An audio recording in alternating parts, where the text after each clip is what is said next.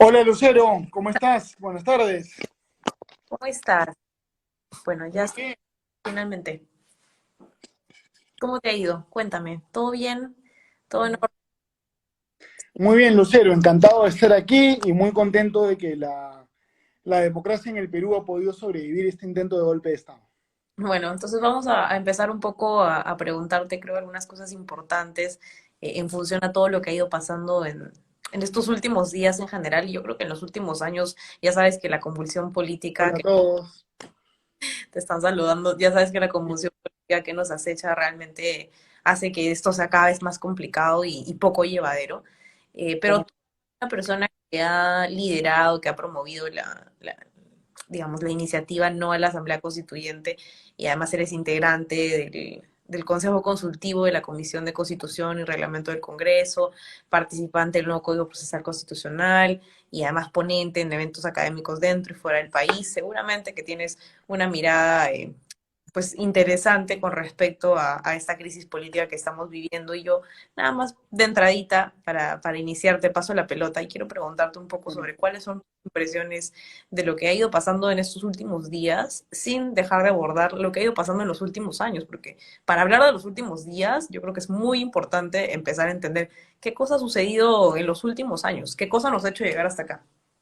A ver, yo quiero agradecer la introducción que me has hecho, Lucero, agradecer a la Red Latinoamericana por la Democracia y a toda la gente que está escuchando, tanto a la gente peruana como a la gente de otros países de América Latina. A ver, eh,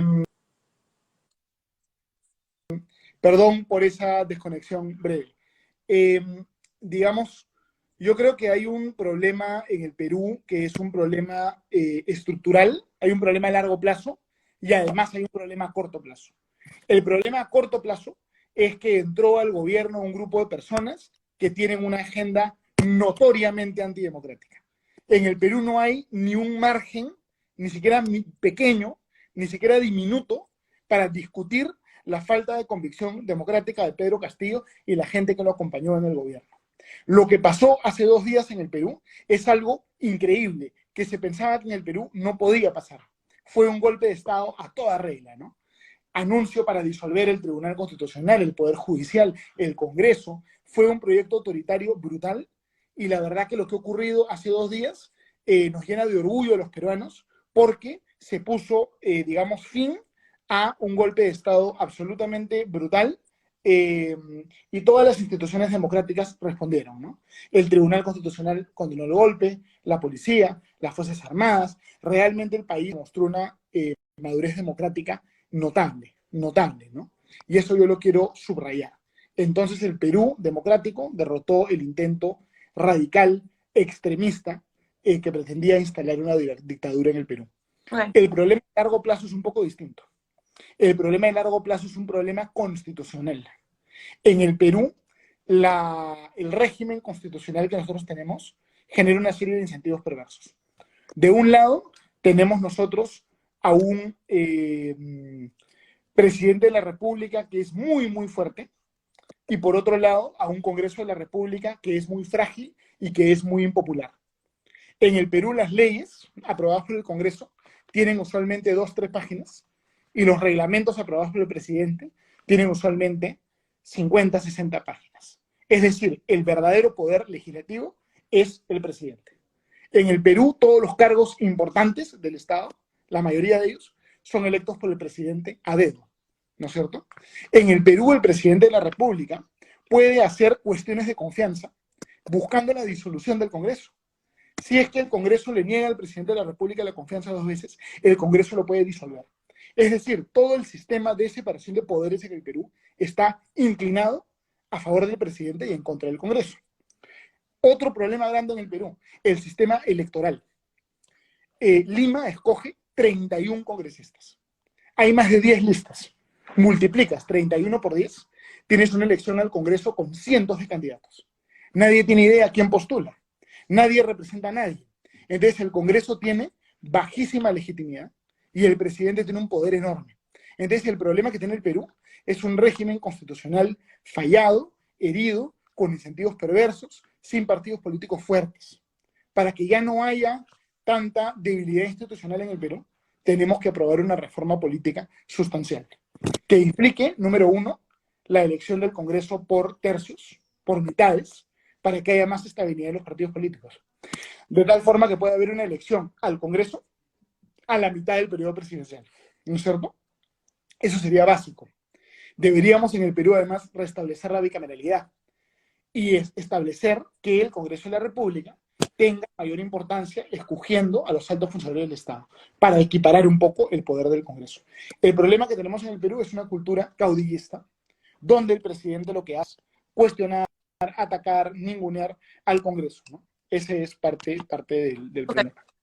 perfecto. Bueno, me comentabas un poco al inicio sobre las prácticas que por supuesto ha tenido Pedro Castillo. Todos yo creo que estamos en la misma página con realmente lo que hizo ayer fue una práctica totalmente antidemocrática, pero yo te quisiera preguntar, ¿no crees que las prácticas de Fujimori también fueron antidemocráticas en su momento? No, a ver, sin duda que lo fueron, pero por supuesto que lo fueron, ¿no? Fujimori el 5 de abril de 1992 dio un golpe de Estado absolutamente abierto, y lo irónico es que la izquierda peruana, que por décadas ha tenido un discurso anti-Fujimori, con Pedro Castillo han prácticamente imitado lo que hizo Fujimori, ¿no es cierto? Fujimori es una figura muy interesante en América Latina, ¿ya? Es una figura para estudiarla, porque él fue una persona que fue anti políticos tradicionales, fue una persona autoritaria, una persona que criticó y atacó a la prensa, pero por otro lado también convocó profesionales de gran prestigio para el Estado. Y de alguna manera, esto es innegable, modernizó el Estado peruano también. Pero Antes de Fujimori... ¿crees más o menos que el fin justifica los medios? No importa cómo No, sea. no, no, no, a ver, el fin no justifica los medios. Fue Ok, autoritario, sí fue autoritario. Fue golpista, sí ok. fue golpista. Pero la madurez histórica implica reconocer los aspectos negativos y positivos. Por ejemplo, antes del gobierno de Fujimori, el Perú tenía como 60 impuestos distintos. Fujimori los unificó y creó un régimen tributario con 4 o 5 impuestos. Antes de Fujimori, el Perú estaba totalmente cortado de los mercados internacionales, no tenía un banco central, digamos, independiente, y él logró crear instituciones. Ok. Entonces, una persona que creó una serie de instituciones y insertó al Perú en el mundo, digamos, democrático, sin que eso justifique o perdone las cosas negativas que también hizo, ¿no? Entonces, el problema del Perú es dejar la cultura del faccionalismo político, del extremismo político, y aprender a reconocer las cosas positivas y negativas de un personaje como este, Muy ¿no? bien. Es Yo creo, clarísimo. yo creo que esto se vincula mucho a lo que tú comentabas sobre la cultura caudillista. O sea, yo creo que además es importante decirlo y en voz alta. Cuando Fujimori entró al gobierno y sucedió todo lo del terrorismo, etcétera, se prohibió básicamente hacer política en las universidades y esto generó que mucha menos gente se involucre haciendo política básica. Después de Fujimori, los partidos políticos viraron a partidos políticos personalistas. Entonces, esa sí es una realidad. Yo no sé si estemos en la misma página con eso, pero la realidad es que después de Fujimori, los partidos caudillistas, que son básicamente todos los que tenemos ahora, porque el partido tradicional, el PPC, el APRA, ya perdieron su inscripción. Y son los partidos tradicionales de pronto que tenían una doctrina, que tenían principios, que no estaban, digamos, limitados a una sola persona, pero claro, claramente ahora lo que está en la arena política son partidos que tienen de nombre o de logo el nombre de líder, ¿no? Como Acuña, una A. Keiko, Fuerza Popular, no tiene nada que ver con Fuerza Popular, pero es una K, y más o menos doy más ejemplos, pues me sobran, pero creo que va más o menos por el mismo ámbito. Y con respecto a esto, me gustaría entrar a la pregunta de, entonces, realmente de largo plazo, los caminos que nosotros tenemos son solamente, me gustaría que puedas profundizar en esto, porque no creo que solamente sea bicameralidad, no solamente sea de pronto no estoy segura si tú me hablas de una reforma constitucional en función digamos, al laxo proceso que ya nos has explicado, pero ¿tú crees que solamente es esto? Porque yo creo que también hace falta, o ¿qué opinas de la formación política, por ejemplo? De la participación de los jóvenes activamente, de hacer fuerte la sociedad civil, de pronto por ahí. A ver, yo creo que en el Perú la debilidad de los partidos políticos no es solo consecuencia de los errores que pueden haber cometido los partidos políticos, sino que también es consecuencia de un sistema legislativo y jurídico que desincentiva el trabajo de los partidos, por varios motivos, ¿no? Número uno, el hecho de que la elección parlamentaria coincida con la elección presidencial significa que la mayoría de la gente que vota al Congreso vota por arrastre a un candidato presidencial, ¿no es cierto? Es decir, como no hay una elección parlamentaria separada de la presidencial, la política termina siendo muy personalista en el sentido de yo voto por el candidato presidencial. Ese es un problema. Otro problema es que la legislación de partidos políticos en el Perú permite partidos políticos regionales y eso debilita a los partidos políticos nacionales. Hasta hace poco podían haber inclusive partidos políticos a nivel de distrito, ¿no es cierto? Entonces la gente ni siquiera era que votaba muchas veces por un partido político a nivel de su región, sino que el partido político era el partido político San Borja, partido político Lince, partido político San Isidro. Entonces ha habido mucha legislación antipartidos. Otro ejemplo de legislación antipartidos. En el Congreso, cuando tú te separas de tu bancada y constituyes una nueva bancada, te dan oficina, te dan chofer, te dan un voto en la Junta de Portavoces.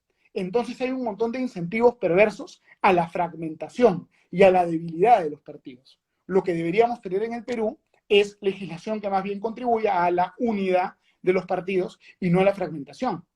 Una reforma interesante que podría ayudar a eso es reducir el tamaño de los distritos electorales. Eso es fundamental, central. Cuando los distritos electorales son muy grandes, ¿no es cierto? ¿Qué es lo que ocurre? Tú puedes tener una bancada con un número muy pequeño de votos, ¿no es cierto? Si tú escoges 30 congresistas por Lima, con 6%, 7% puedes tener bancada. En cambio, si tú partieras Lima en 30 distritos que escoge cada uno a un congresista, solamente el que queda en primer lugar gana la curul.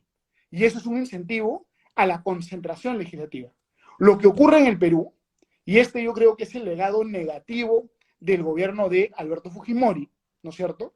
Con todo cariño a mis amigos fujimoristas, que son muchos, el legado negativo del gobierno de Fujimori fue la legislación antipartidos, ¿no es cierto? Hubo un programa deliberado, ¿no? De que los partidos eran malos, había que dinamitarlos. Por supuesto. El Perú tiene mala legislación. Lo que necesitamos es una reforma pro partidos políticos. Otro problema, por ejemplo, el transfugismo. En el Perú, el Tribunal Constitucional emitió hace algunos años una sentencia nefasta que reconoció el derecho de los congresistas a ser tránsfugas. Los congresistas en el Perú pueden decir, yo fui electo por una bancada, ya no me gusta mi bancada, me cambio, y nadie controla eso, ¿no es cierto? Entonces en el Perú tenemos normas, reglas, que estimulan el caudillismo y los aventureros políticos. El problema con esto es múltiple. El voto es muy fragmentado. Eso significa que minorías organizadas pueden llegar a segunda vuelta y eventualmente al gobierno. Pese a que la enorme mayoría de peruanos las rechaza, pueden llegar al gobierno. Por ejemplo, Pedro Castillo en primera vuelta tuvo pocos votos. Fue la fragmentación, la hiperfragmentación de los sectores democráticos de centro, de derecha, centro derecha, incluso centro izquierda, lo que permitió que una propuesta radical pudiese llegar al poder, ¿no? Entonces, la reforma política es el principal desafío, el principal problema del Perú, ¿no? Tú no- Y agradezco todos los comentarios interesantes que estoy viendo en el chat, que están todos muy buenos, ¿no? sí. ¿Y tú Uh -huh. crees que la elección de Castillo no, tú crees que la elección de Castillo fue básicamente una traducción de verdad Perú profundo olvidado? Yo creo que eso, digamos, siempre hay elementos de identificación, ¿no es cierto? La gente que votó por Castillo no fue la gente de las ciudades, sino fue gente básicamente del interior del país, sobre todo del sur. Hay un elemento de eso. Hay un elemento de eso. Pero no olvidemos que Castillo, por sí solo, recibió un respaldo bastante minoritario. Castillo entró a la presidencia, yo diría, de manera exclusiva por el fenómeno del antifujimorismo. Solamente por eso, ¿no es cierto? Muy bien. Que es un fenómeno muy complicado en el Perú, porque si bien Alberto Fujimori y Keiko Fujimori han cometido una serie de errores y excesos, se ha llevado el antifujimorismo a niveles de fanatismo de repente excesivos, ¿no?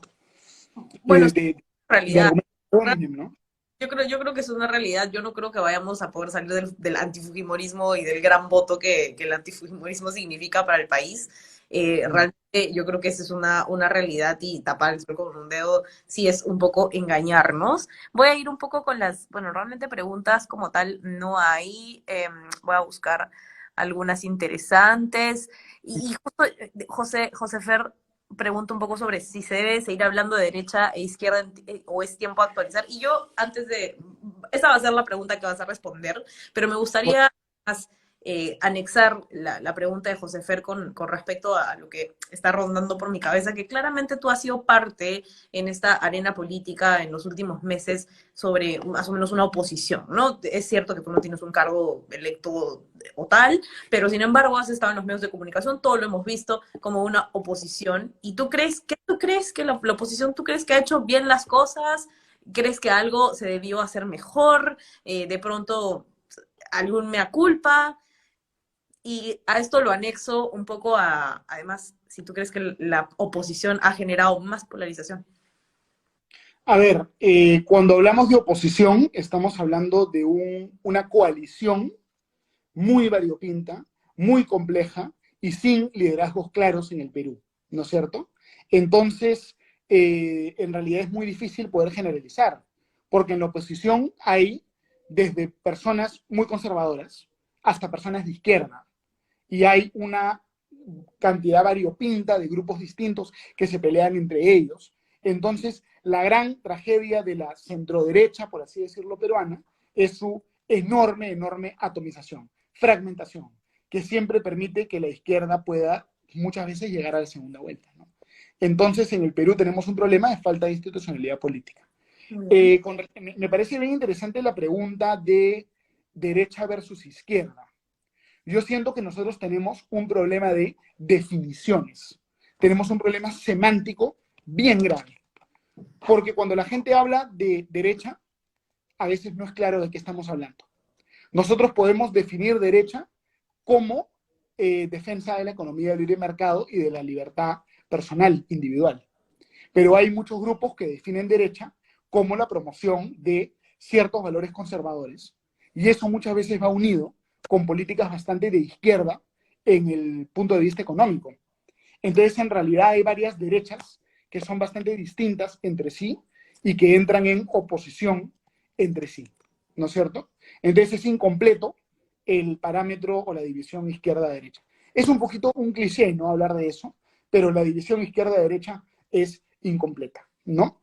En el Perú hay que tomar en cuenta además que hay diferencias muy importantes entre el campo y la ciudad, entre el norte y el sur, hay tendencias, digamos, regionales, tensiones regionales. Es un país difícil, complejo, y se requiere en general buscar liderazgos nuevos, ¿no? Y lo más importante es reducir la cultura tóxica de polarización política, revancha política que hay en el Perú. En el Perú ha sido muy difícil enfrentar al gobierno de Pedro Castillo, porque el gobierno de Pedro Castillo ha sido muy hábil enfrentando la oposición consigo misma. Y yo quiero hacer un paralelo con la política boliviana. Evo Morales ha sido el gran, digamos, sensei, por así decirlo, de Pedro Castillo, ¿no es cierto? ¿Qué ha hecho Evo Morales en Bolivia y el movimiento socialismo en Bolivia para poder tener un control tan férreo de Bolivia? Enfrentar a los opositores, entre los opositores de La Paz y los opositores de Santa Cruz, ¿no? Hay una oposición ahí, han explotado esa división de los opositores.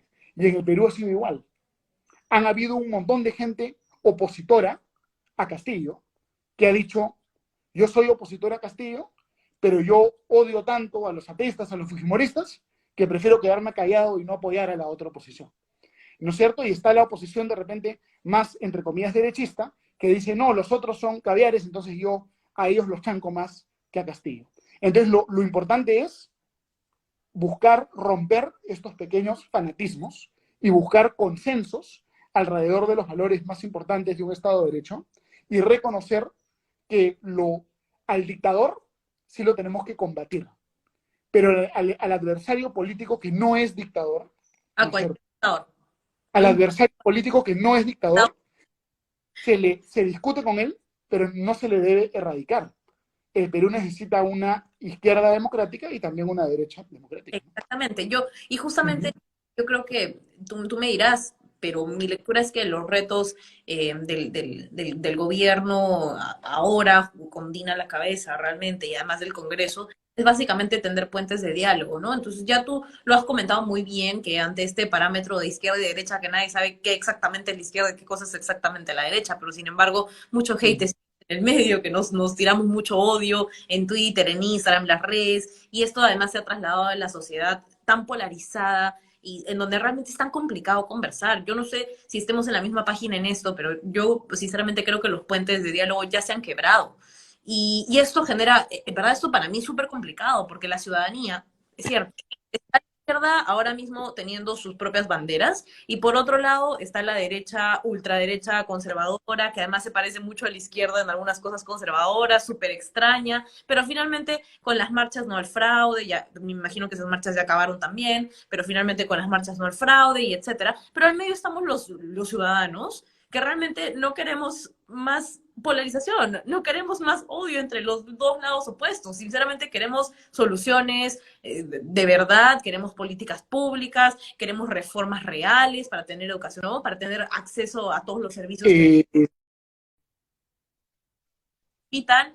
Y realmente esta polarización lo único que nos hace es ponernos en el medio y que no nos sintamos identificados con ningún lado, ¿no?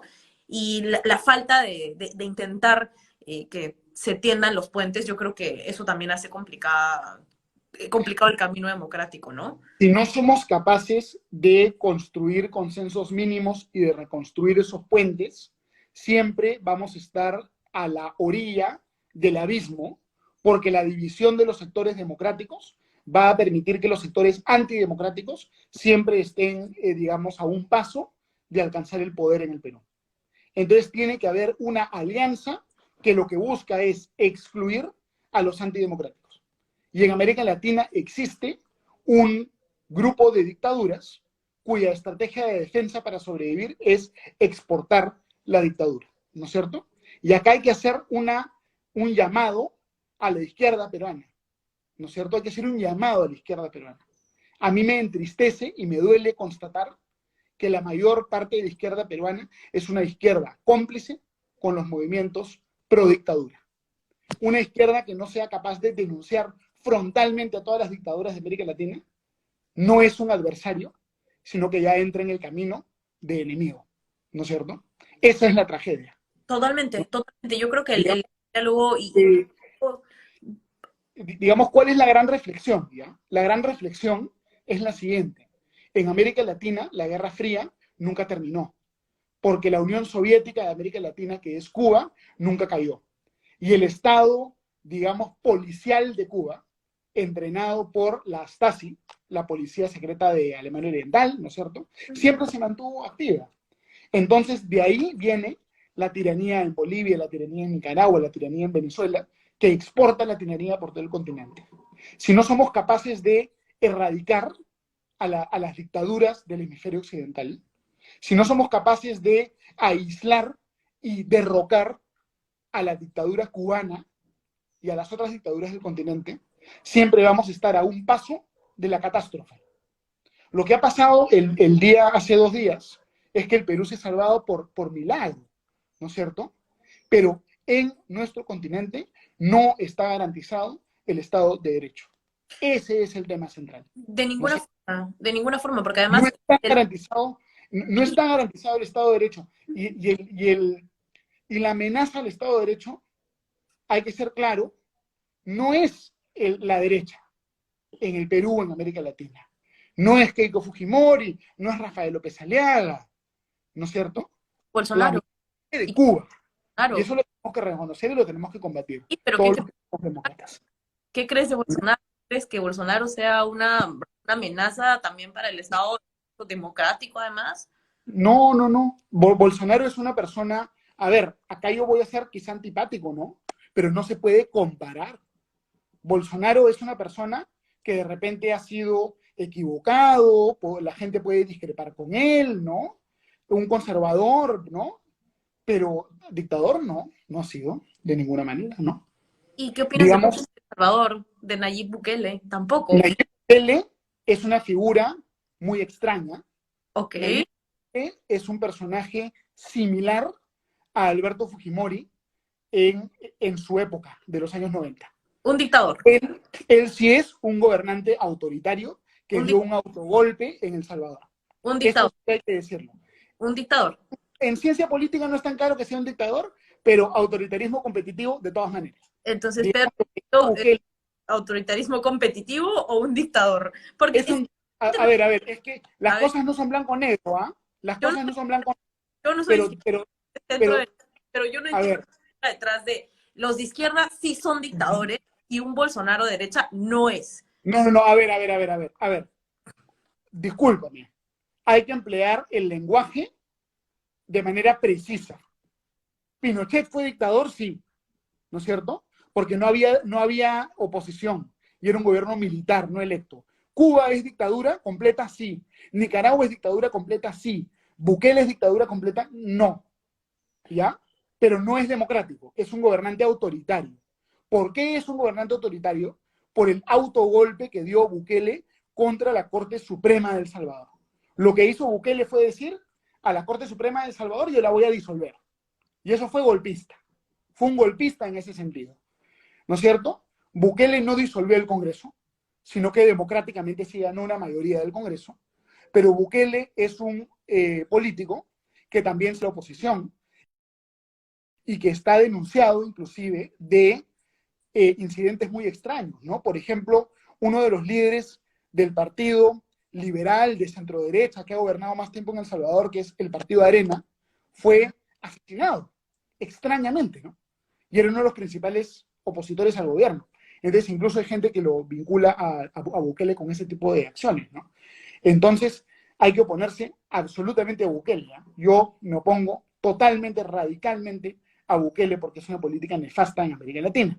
No, pero es una figura que no es lo común, no es lo normal. Digamos, la gran familia de dictaduras y gobiernos autoritarios en América Latina que coordinan entre ellos son los que vienen digitados desde Cuba. Lo cual no significa que no pueden haber autoritarismos o incluso dictaduras de derecha, ¿no? Hace poco hubo también un autoritarismo, un narcoestado, en realidad, que tenía una retórica de derecha, pero que en realidad era mercantilista, digamos, en Honduras también, ¿no? El gobierno de Hernández. Esas cosas hay que reconocerlas, aunque sea antipático.